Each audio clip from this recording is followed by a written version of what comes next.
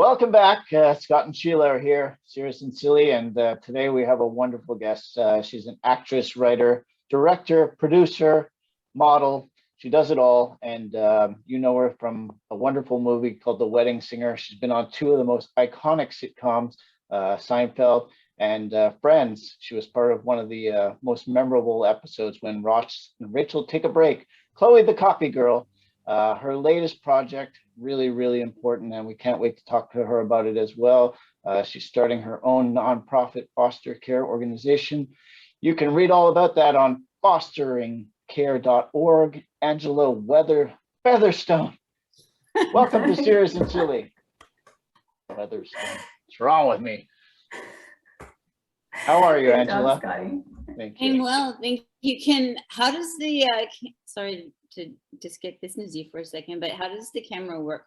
Because to me, I'm just small and up top. Am I on a big screen right now? Yeah, you're actually, so it's the three of us on the screen, and so it's Scotty, me, and then you're at the bottom. So we're all together. Okay, cool. Yeah. All together, one big happy family.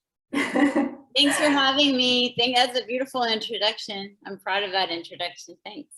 Thank you. Sorry for almost mispronouncing your name, but I pulled it together at the end. You really did. You saved it. Nice Someone as professional as me, that's what we do. So I wanted to start off, Angela, by asking you a question, because when you think Hollywood, you think New York to Hollywood, you think maybe Nashville to Hollywood, Paris to Hollywood. Your journey was a little different. You came from the wonderful town of Hamilton, Ontario to Hollywood. So how did that happen? Well, I can one better it. I actually ostensibly went from Winnipeg to Hollywood, as I only really spent a few weeks in Hamilton. That's just where I happened to have been born. It's not where I think I left, I don't know, but maybe it was like 2 weeks or 2 months after I was born. So I grew up in Nova Scotia and Manitoba. And the second years of my childhood were in Manitoba and predominantly in Winnipeg. Are you sure it was 2 weeks and it wasn't really 5 years, but felt like 10? No. Throwing shade at Hamilton, Sheila. I don't know what Hamilton is like. Terrible, Scotty. And how did that happen though? Your journey from a small town, I'm guessing in Canada for sure, and then just leading up to, the position that you have now in Hollywood, predominant actress in the community. So would you mind explaining a little bit about your story?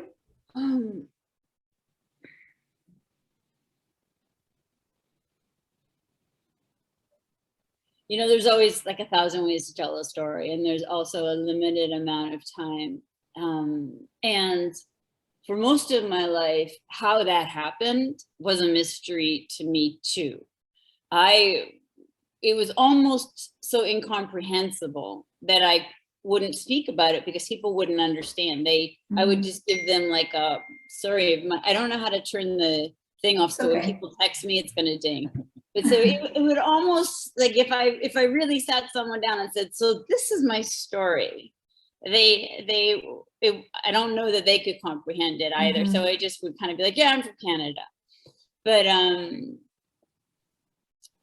when 13 years ago, I met a teacher, a rabbi, here in Los Angeles, and he told me to read a book. The first book he told me to read, I've been studying with him now for 13 years, so he's told me to read many books now, but the first one was a book called The Soul's Code by, I think he's a doctor, James Hillman.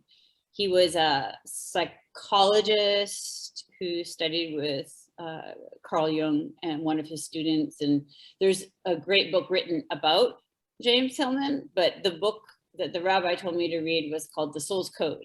And in that book, it explains all of those parts to me that I couldn't understand.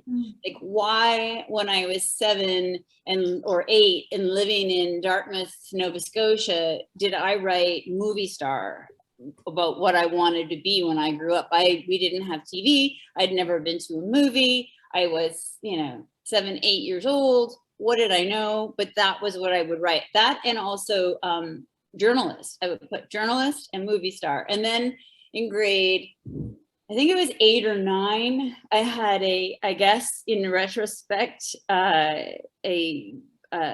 what's it called? Like a self-esteem crisis or logic started to set in. And I put, like, I wanted to work at a grocery store as the bagger. Like that seemed like a really perfect job for me. Which, by the way, I still like that idea a lot. I mean, I can't imagine anything more beautiful than just putting things in a bag and handing them to people. And they always seem so happy too, right? When you hand them, sometimes you would even get a tip for it back, 1400s when I was a kid. But anyhow, so basically I don't know, it's illogical. I ended my teenage years basically in foster care and in juvie jail and on the streets of Winnipeg. And I took a Greyhound bus to Toronto because a couple of people were very angry with me and were threatening, some of the girls from juvie jail were threatening to kill me. And so I borrowed money, got a one-way ticket on the Greyhound bus to Toronto, because when I was in juvie jail, I was allowed, because I was a very good student and I loved to read. And I had always read my entire childhood. And as a matter of fact, I couldn't come for breakfast until I'd read some of the Bible and memorized a verse. So, and my mom had me read all of my school books for the year in August beforehand. So I was already ahead in reading other books by the time school started. And I knew the work, that happens to be a skill that has helped me in my life, because I always do everything as it comes up. As soon as I know what it is, I do it. And that way it can, especially as an actor, is very valuable, because the words go inside of you and you start to learn the story. You start to, it helps me as a writer as well. I will write and write and write an essay. And then like sometimes just like sit there for 2 days and just write all day. And then I leave it and then I go walking with it. Sometimes it's a couple of days, sometimes it's a couple of weeks, sometimes it's a couple of months. Maybe once in a while it's a couple of years. And then, but then it sort of gets to sort of be saturate, if that's the right word. So anyhow, so I got the Greyhound bus, I get to Toronto. I was going to say, I was in juvie jail, I was reading these books. I got a book on Marlon Brando, Tallulah Bankhead, and one on Gary Cooper. And these are all movie stars, and they all talked about Hollywood. And I said, actually it was Marlon Brando's book, because Marlon Brando had come from a really difficult childhood, and I had come from a really difficult childhood, and he had come from a steel town, and I had been born in Hamilton in a steel town, and his birthday was April 3rd and my birthday was April 3rd, and he was a movie star, and so I knew I was supposed to be a movie star. Cut to years later, Marlon Brando came to my house. No. But just to show you the magic and the mystery of life. So anyhow, I knew I needed to go to Hollywood, but I had a crush on Prince, the singer, but who I'd heard about, because Minneapolis and Winnipeg are really close, and a lot of people talked about his music years before maybe other people knew about him. But I didn't want to just be his girlfriend. I wanted to like be successful in my own right, so that we would get married, and I wasn't just like a groupie. Yeah. And so I said, all right, I got to go to Hollywood and I'll become a big movie star, and then I'll marry Prince on my terms. So the first thing that I could think of is to get me to Hollywood was to go to be in Toronto and become a model. A couple of drunk people at a bar had said I could be a model. And so I went to Toronto, and within literally less than a year from the time I landed in Toronto, I was on the cover of Flair magazine, which at that time was the biggest magazine in Canada, was the Vogue of Canada. And that cover that I did, that came out September of that next year. I think I arrived in Toronto August of the summer before. And then that September, my Flair cover sold more copies than any copy of Flair magazine had ever in the past, and I instantly became the biggest model in Canada. And then it's just a wild journey And then basically the shortest version of how I became an actress was, again, I always knew, but I ended up traveling the world with modeling, and that was a whole adventure. And then at 24, what happened was I was dating someone at that time in New York. I was living in New York. I was dating a guy who was studying journalism at Columbia. And I would hang out with him and his friends from all over the world who were studying at Columbia. And they were all interesting and bringing intriguing viewpoints from their cultures and their different philosophies to the conversation. And I would have a great time, and something would happen when I would go home where I had a very strange feeling, and I identify it now as like inferiority complex. And I realized that at the end of the day, even though I self-educated, and I seemed to hold my own okay, I was just wrecked inside with the sense that I wasn't all that I could be. And so I went back. At that time, it wasn't like a grand exit of New York. It was more of like a very solemn exit of New York, back to Winnipeg with the few belongings I had. And I went and got I got sober. I went and got my GED. And then I started studying at University of Winnipeg. And I had every intention of getting a degree in literature at that time, but things changed. But I did have a couple of great professors. One in particular, Catherine Taylor, is still in my life. She was my creative writing professor. And she, on my first essay, wrote, "In Reading, you're a writer." And it changed my life. And I just published an essay a few weeks ago, and she read it and emailed me how proud she is of me. And that's a beautiful relationship that I get to that I hold dear to my heart, that I get to participate in an ongoing way. And so I love, for that, I love teachers. I've been very blessed to have great teachers in my life. And so anyhow, I got my thing, and then I went writing a little bit, and then it wasn't meant to be that I stay in Winnipeg. My friend was ill in Toronto. I went back to be with him the last year of his life. And then someone else said to me, "Hey, weren't you going to be an actress?" There was a singer, Robbie Robertson. I ran into him at a dinner, and he said, "Weren't you going to be an actress?" And I was like, "Oh yeah, I kind of forgot." And so then I went to New York like that week, and I got an agent, and I moved. She sent me to LA, and I became an actress. Oh my God. Weren't you going to be an actress who marries Prince? How could you forget about that? Well, no, by that time I had met Prince 100 times, and it wasn't of interest to me, and nothing against him. It was better as a fantasy, that a carrot that I dangled ahead of myself to make me work harder. And then life has a way of culling your dreams and giving you the dreams that you actually want, or maybe just helping you align with your purpose, right? Which is really, I think, what my idea of a divine spirit is, not so interested in making my dreams come true as it is helping me to align with my true destiny and my true purpose, what it is I'm supposed to accomplish. Well, that is very well said, Angie. Very well said. So we're going to get into a little bit of a silly question. This is silly and serious and silly. I can't remember. I'm in. I'll take my head cover off for this silly part. So as I mentioned, Angie, in the intro, you were part of one of the most famous sitcoms, Friends, and one of the most famous episodes, the one where Ross and Rachel take a break. And we have to ask you, were Ross and Rachel on a break?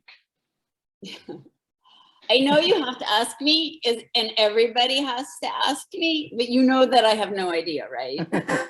I mean, I think that if you're talking to the character, Chloe, the coffee shop girl, what I would say is she answered that question at the bar when she said, when she walks up to him, she's like, "What, are you married or something? Because that's okay." So I don't think that I don't think that that was ever really addressed with Chloe, but I think that she made it pretty clear where she stands. There you go. Just two quick follow-ups on that one. The first one is, this was before Instagram and before Facebook where people could comment. Did you get any shade or anger from breaking up Ross and Rachel? Did people yell at you on the street? You know, it's funny, no, because I lived in Beverly Hills at that time and there's nobody on the street and I was working all the time. And you know, I live in the factory, you know, where everybody makes those things. So it's not like that. But last year when it went to Netflix and all of a sudden all these kids from around the world started watching it, I actually get yelled at sometimes online. How dare you? Yeah, no, and some girls, the guys love it. The girls, they get all upset sometimes. This is cute. It's adorable. Which is funny because we all know how things end now. So you would figure everyone would be okay, but yeah, no. Let's go back to the serious question because the seriousness of our little podcast web series here. You are very successful in a lot, like everything you do, like you were mentioning that, you know, modeling, being an actor, writing, and now you've started this nonprofit organization called fosteringcare.org. Well, that's the website, it's called fosteringcare.org. In the video that's posted there, you had mentioned, and if you don't mind, I'll quote you. You say that of the vulnerable youth, 40% of all youth aging out of foster care will end up committing suicide, being homeless, or in prison within the first 3 years. Yeah. And those are statistics that are extremely alarming. And I just kind of wanted to have our students kind of understand a little bit more about your organization and how important an organization like that is for youth within the system. Well, thank you. And I really appreciate you guys. I mean, and we can get back to silly too. Yeah. And also I appreciate that you guys are spotlighting this. And just to add another statistic in there, it's 80 to 90% over time. You're exactly right on that quote, but that's within the first 3 years. And in over life, it's 80 to 90%.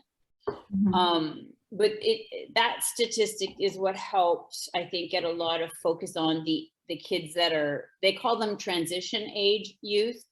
I just call them youth aging out of foster care, 18 to 21 years old. And so not unlike what you guys are doing there, that's what the government in California has tried to do. They have bills in place where youth get monthly stipends to help them start to pay their rent and so that they're ostensibly not homeless within the first 3 years. And there's a lot more programs in around now for that specific demographic, knowing, as you guys know well, how vulnerable kids are in that age group. Even if you're not in foster care, if you're aging out of foster care, that means you've probably had zero caring or loving structure in your life ever, but certainly not while in foster care, unless you got very lucky and you had a good teacher, or, you know, at best you get one person. I mean, I think, you know, it's true for almost everyone, right? If you're lucky, you get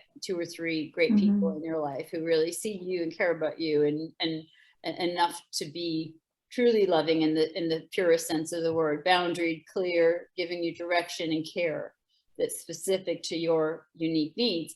But I think that there seems to be a real lack of exposure for these kids to find that in the world, because they're going to have the same 4 teachers as all the other kids. They're going to have the same janitors and the same one staff member. Like in the case of a group home, for example, you can have 14 kids in a bunker. It's ostensibly an internment camp, and one staff member who's 23 years old, who's, you know, in community college, trying to, you know, make their way on whatever it is degree they're trying to get, and they're not there to care or to nurture. They're there to make sure nobody burns the building down, basically. And not to say that there aren't a few good eggs, but that's not going to be enough exposure in the real world to make the odds great that these kids will find their teachers and their guides, But anyhow, I don't know that life is promised for anyone. But so basically, yes. So the thing is that I didn't want to start this nonprofit. It sort of happened to me last year. It's not that I didn't want to, I just never had the idea to do it before. But last year was a pretty intense year, as everyone watching this will know. And for many of us, and I think I just found myself at a turning point, or whatever that is, like a fork in the road. Like, what am I going to do with my life? Because I don't have to. I've lived in America, and America has been very, very good to me. But I'm Canadian. I have a Canadian passport, and I can go at any time. And I sort of thought, maybe what would it look like if I were to give back? And also thinking about my own next 20 years, like, what do I want to start to create right now that makes life worth living for? But yeah, it was just sort of like a very deep moment. And I thought, like, what am I good at? There's not a lot of things that I can do. I'm creative, but there's a lot of creative people in the world. And what is it? And no Fortune 500 companies are looking for me.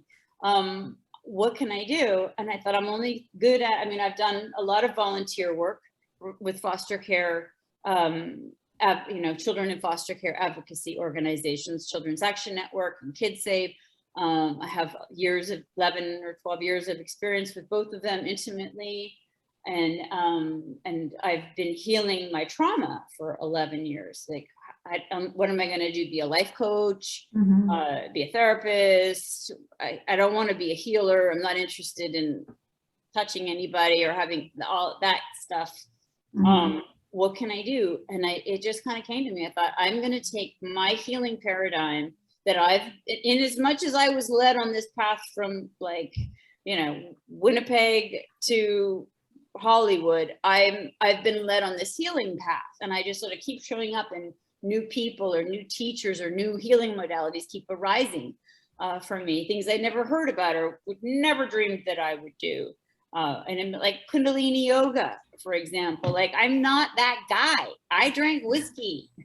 Like, I'm not but I love it. But more importantly, it heals my trauma, and it helps me clear out everything that is, as Rumi says, everything that stands in the way of my love. Rumi, I think, says, don't seek love, seek for everything inside of you that blocks it. And so what's blocking me from the love of my life, living a life that I love? And so I was led on this path, and I've been doing all these modalities, and I thought, I'll just take I called all my teachers, all my healers. And so I think I'm going to start a nonprofit healing school for youth aging out of foster care. It's like a school. They'll come in for 3 months. They'll have healing modalities 5 days a week. Weekends are optional, but we'll have important programs there, like something called counsel. Well, they learn how to talk to each other, and all of that focus on vulnerability and intimacy and boundaries and all of that stuff. And there'll be food, they'll have lunches, and every single one of my healers said yes. As I had all my staff for the first year, including the teaching certificate, David Elliott, Breathwork Master, signed on to give these kids a trade when they exit. And within 2 days, and then it was just a matter of, oh shit, what do I do now? I gotta get a board. Okay, I found a board, and then I have to get a 501c3 status, and that's basically what I've been doing. And in a weird way, all of the experiences that I've had in my life that we were just discussing have helped me to understand I don't have to stress about it. This is a huge undertaking. It's a big deal. If it's meant to be, if it's what I'm supposed to be doing, everything will work out, and I don't have to freak out about I don't know how to do this, because I don't know how to do this. Mhm. I don't know. I mean, I don't know. I have no idea. And I'm like a CEO right now.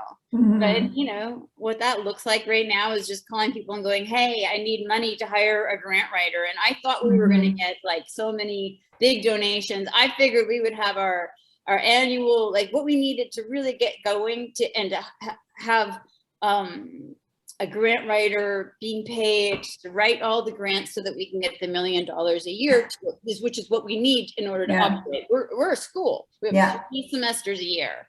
And we need to have a facility. I have all of the staff. I have, so anyhow, money to run it. So I just figured it would be, but it hasn't been like that. I literally hired our first grant writer yesterday. And so she's starting to work, and we have, I think, $900 in the bank, but that's enough for her to work for 2 weeks. And I'm just going to keep making the phone calls. I thought we would have $100,000 in the bank. We have $900, and that's 2 weeks of work for her. But but if I wait until the money's in the bank, I don't know that it's going to happen. I think I have to, it's like, you know, Nakshon.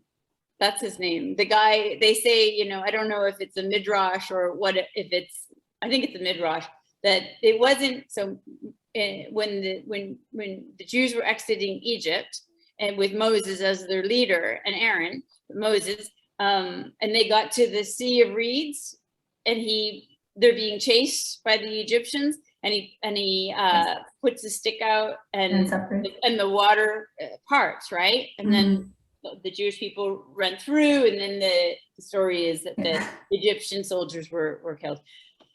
Well, there's a midrash that Moses wasn't the first to go in. It was the guy, and I believe his name is Nakshon. And so it was Nakshon who just went in to the water. And so sometimes you have to just go in, and you don't know if you're going to go under, or if you're going to swim, or if the waters are going to part. But you got to sort of, I have a friend who's an actor named Clark Gregg, and he always talks about his favorite character is Nakshon. It's like tapping into your inner Nakshon. I hope that's his name. I'm pretty sure. No, I mean, I know Clark is his name. I'm not sure what my friend's name is. Pretty sure that's Clark's name. So. No, it's an amazing endeavor, and I read that there's approximately 500,000 kids right now in North America in foster care. So in America, in America, but I guess opposed to I guess if you combined Canada and the U.S., North America, it's probably 500,000. I think America is like 450,000. It ranges between 400 and 500. So that makes sense. So is there like 50,000 in Canada? Approximately, it was hard to find the stats in Canada, but from what I read, So to you know, as much as we loved having you on, because you're an incredible actress, and thank you for answering the breakup question for the 4 millionth time, I'm sure. We just wanted to let our students know that those who are wondering about a career, that, you know, foster care, whether you're a social worker, a psychologist, a psychotherapist, that it's a field where you can really make a difference. Indeed, And Angie, if students or our community would like to keep following like this initiative, how would they do that? What would be the best option? Well, I like it. Oh, there's 2 things on Instagram. I mean, we have the website, but you can't follow it there. But I'm on Instagram at Angela_Featherstone, and on there is the link in my bio is the link to the website, but also the link to our fostering care page on Instagram. And that'll lead you all the places that you need to go. So if you follow me, Angela_Featherstone on Instagram, that'll lead you to all the places. Perfect. Perfect. And if you guys want to keep following our little web series, we post on Fridays on our Champlain Saint-Lambert YouTube page. Angela, I know that you were probably so busy with all of the work and the initiatives you did. Plus, you just hired the grant writer, so I'm sure you have to go talk to her about all the grants that she has to write. So we really do appreciate you taking the time with us today to spend and talking about, of course, your journey and your life, but you know, the amazing work that you are doing based on you following your purpose and your path. So we really do appreciate you coming on the show with us today. Thank you so much for that.